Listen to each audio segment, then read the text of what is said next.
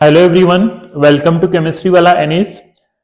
हाल ही में एनटीए ने अपनी ऑफिशियल वेबसाइट पर एक पब्लिक नोटिस जारी किया गया है रिगार्डिंग टू अपार आईडी। अब अपार आईडी क्या होता है, बहुत सारे बच्चों के मन में डाउट है कि अपार आईडी क्या है। अभी तक तो हमने इस बारे में कभी सुना ही नहीं था।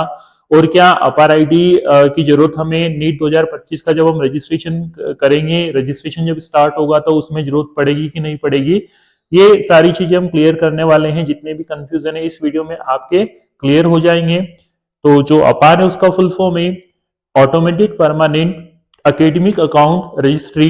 अब इसमें क्या होगा बच्चों, जो एनटीए ने अपना पब्लिक नोटिस जारी किया गया है उसमें उन्होंने मेंशन किया है कि जो मिनिस्ट्री ऑफ हाई एजुकेशन है उन्होंने बताया है कि जब नीट के रजिस्ट्रेशन स्टार्ट होंगे तो आधार आईडी के साथ साथ आपको अपार आईडी की भी आवश्यकता होगी। ऐसा अभी उन्होंने उसमें लिखा गया है।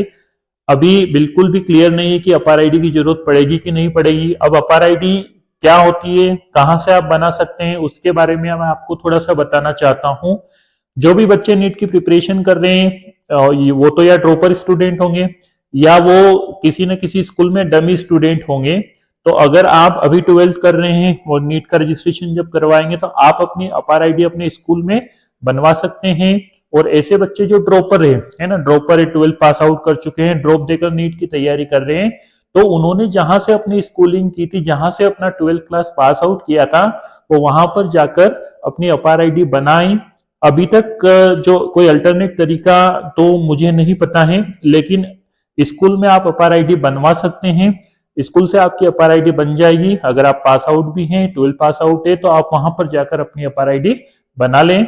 अब अपार आईडी क्या होती है, आप जितनी भी एकेडमिक से रिलेटेड आप आगे डिग्रियां करेंगे, जो भी आप करने वाले हैं, जैसे मान लीजिए कि आप नीट प्रिपरेशन कर रहे हैं, नीट की तैयारी करने के बाद आप एमबीबीएस अगर करते हैं तो एमबीबीएस में फर्स्ट ईयर में आपको कितने नंबर आए, सेकंड ईयर में आपको कितने नंबर आए, तो पूरा जो एक डिजिटल वो आपका डाटा रहेगा, आपका डेटा उसमें रहेगा कि आप फर्स्ट ईयर में आपको इतने मार्क्स आए, तो वो आपकी एक डिजिटल डेटा उसमें रहेगा जिसमें सारी चीजें अवेलेबल होगी।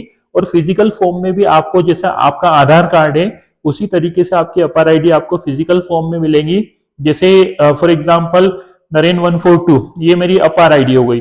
अब इस अपार आईडी को अगर मैं लॉगिन करता हूं मेरे मोबाइल में तो मेरा पूरा एकेडमिक डेटा जो है वो मेरे सामने आ जाएगा। तो अब इसमें होगा क्या, पूरा डेटा हमको वहां पर मिल जाएगा। तो ये बनाना जरूरी है कि नहीं रजिस्ट्रेशन के लिए, उसकी अगर हम बात करते हैं तो देखिए बच्चों, अभी कोई क्लेरिफिकेशन नहीं हुआ है, एनटीए ने कोई क्लेरिफाई नहीं किया है कि इसकी जरूरत पड़ेगी इसे रजिस्ट्रेशन के टाइम पर। लेकिन ऐसा तो नहीं है कि हम वेट करेंगे कि रजिस्ट्रेशन के टाइम पे वो बोलेंगे और फिर हम हमारी अपार आईडी जनरेट करवाएंगे। आप सभी जल्द से जल्द अपनी अपार आईडी बना ले में। जो 12th क्लास में भी स्टडी कर रहे हैं वो अपने स्कूल से संपर्क करें, अपने स्कूल से कांटेक्ट करें। और जो ड्रॉपर स्टूडेंट हैं वो भी अपने स्कूल से कांटेक्ट करें और अपनी अपार आईडी आप जल्द से जल्द बना लें।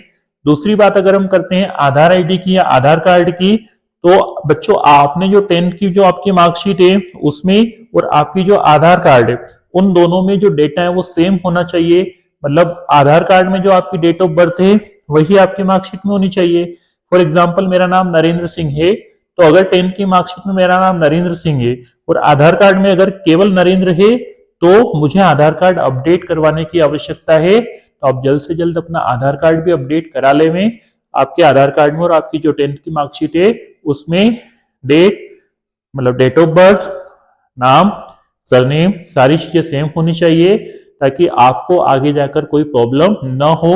और नीट 2025 के जो रजिस्ट्रेशन फॉर्म है वो जल्द से जल्द स्टार्ट होने ही वाले हैं, अभी कोई डेट मेंशन नहीं की है। तो आप जल्द से जल्द अपनी अपार आईडी बना लें और अच्छे से अपनी नीट की प्रिपरेशन करें।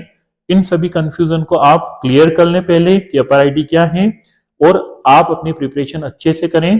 Thanks to all.